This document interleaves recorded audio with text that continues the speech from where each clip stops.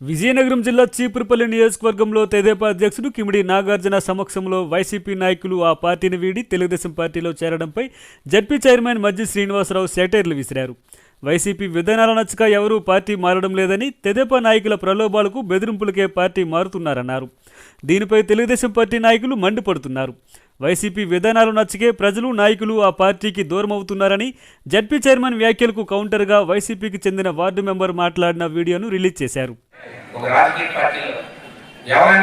పార్టీలో ఒక వేదిక మీద వచ్చి ఈ పార్టీ నాకు ఈ రకమైన అన్యాయం చేసింది, లేదా ఈ పార్టీలో నా తాలూకు ప్రాధాన్యత తగ్గింది, లేదు ఈ పార్టీ వల్ల నేను నా తాలూకా అనుసరణ కానీ లేదా నా ప్రాంతం అభివృద్ధి చెందలేదు,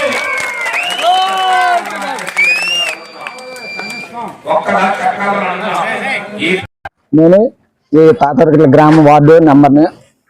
కానీ దీంట్లో కారణానికి జాయిన్ అవడానికి కారణం అన్ని విధాలుగా మోసపూరిత పథకాలన్నీ చెప్పడం, నమ్మించడం, ప్రతి ఒక్కరికి ఆశ పెట్టడం చేయడం జరుగుతుంది.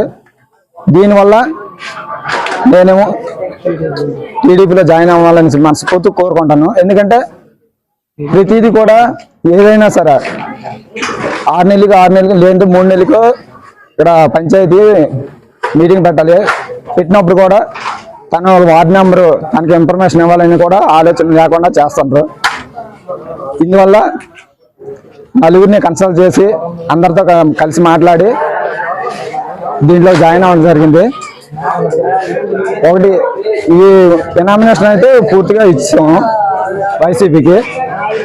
వచ్చిన విధులు మాత్రం ఏ విధంగా వాడుతున్నారని అడిగి ప్రశ్నిస్తే మీరు ఎక్కడ చెప్పాలని కూడా చెప్పుకోండి, కానీ మా ఇష్టారాజ్యంగా మేము నడుస్తాం, నువ్వు ఏం చేసుకుంటావు చేసుకో అని బ్లాక్మెయిల్గా బెదిరించడం జరుగుతుంది.